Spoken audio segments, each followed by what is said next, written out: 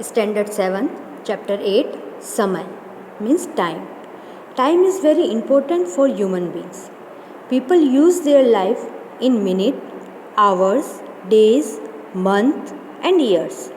How to tell a time in a quarter past, half past, and quarter to show in this chapter.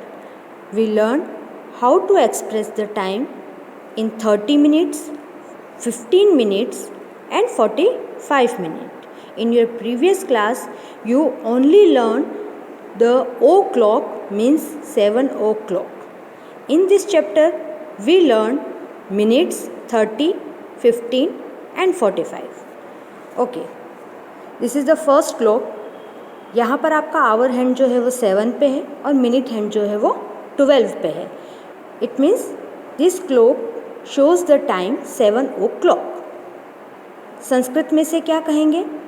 7 को हम कहते हैं सप्त और हमने सीखा था कि जो ओ क्लॉक को क्या कहते हैं? वादनम. तो हम यहाँ पर क्या लिखेंगे? सप्त वादनम. अब हमें इस चैप्टर में सीखना है कि मिनट्स को हम कैसे आइडेंटिफाई करेंगे. यहाँ पर आपका जो आवर हैंड है वो 5 और 6 के बीच में है और मिनट हैंड जो है वो 6 पे है.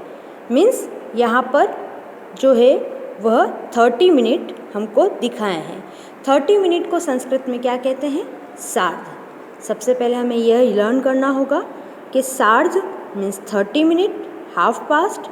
सपाद, सपाद का मतलब होता है 15 मिनट, क्वार्टर पास्ट.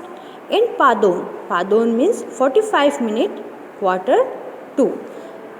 सिर्फ 3 शब्दों को अच्छे से समझना है, सार्ध, सपाद और पादोन.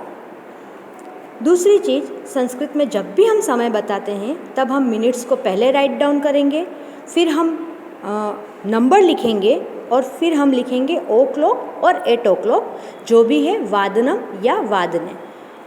ओके, तो यहाँ पर हम देखेंगे 5 और 6 के बीच में है. मीन्स 30 मिनट्स को हमको पहले राइट डाउन करना है. तो 30 मिनट्स को हम क्या कहते हैं संस्कृत में?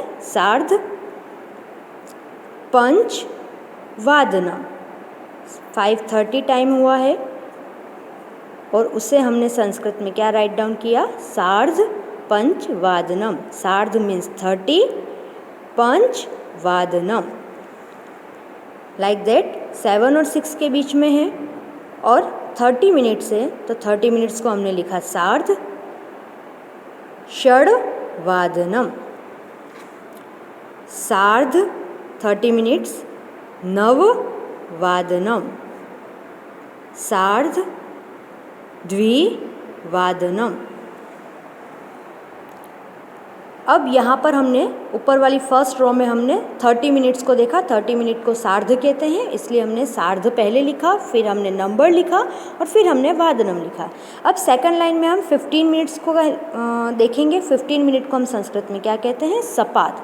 तो हमने सबसे पहले मिनट्स को राइट डाउन करना है, इसलिए हमने सबसे पहले लिखा सपाद. बिकॉज यहाँ पर 3:15 हुए हैं क्लॉक में, so we write down सपाद त्रिवादनम. सपाद मीन्स 15, 3 मीन्स 3, वादनम 3 बजकर कितने मिनट हुए हैं? 15 मिनट. 3:15. इसी तरीके से सपाद चतुर्वादनम. सपाद 10 वादनम. सपाद 8 वादनम. तो 15 का मतलब क्या हो? सपाद का मतलब क्या हुआ? 15 मिनट. जब भी आपको क्लॉक में 15 मिनट दिखाए गए हैं मीन्स आपको पहले सपाद राइट डाउन करना है, फिर जो आपका आवर हैंड जिस नंबर पे है वो नंबर को संस्कृत में राइट डाउन करना है और उसके बाद आपको उसके आगे वादनम लिख देना है. नाउ इन थर्ड लाइन पादोन. पादोन मीन्स 45 मिनट. 12 से लेके 9 तक क्लॉक में कितने मिनट्स होते हैं? 45. और 45 को हम क्या कहते हैं?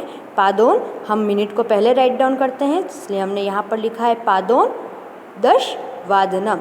अब सिर्फ 45 मिनट्स में हमें यह ध्यान रखना होता है कि जब हम नंबर्स में इसे राइट डाउन करेंगे तब हम एक नंबर जो है वह आगे का लिखेंगे. जैसे पादोन दश वादनम। हम इसे हिंदी में बोलते हैं 11:15। हम 11 बोलते हैं लेकिन लिखते 10 हैं। ठीक है, तो हमने यहाँ पर टाइम लिखा 10:45, लेकिन हमने इसे, आपको अगर क्लॉक देखने के लिए कहा जाएगा तो आप इसे या तो बोलोगे 10:45 हुए हैं, या आप कहोगे कि 10 बजने में 15 मिनट बाकी हैं, या आप कहोगे कि 9:45 हुए हैं। ओके, सो हमने यहाँ पे 45 मिनट को क्या कहते हैं, पादोन दश वादनम। ऐसे ही पादोन द्वादश वादनम। आपको ये जो आवर हैंड है वो यहाँ पर 11 और 12 के बीच में लिख रहा है, लेकिन हमें आगे वाला नंबर है वह राइट डाउन करना होता है, पीछे वाला राइट डाउन नहीं करना होता है। तो फिर 45 मिनट को हमने लिखा पादोन और फिर हमने लिखा द्वादश वादनम।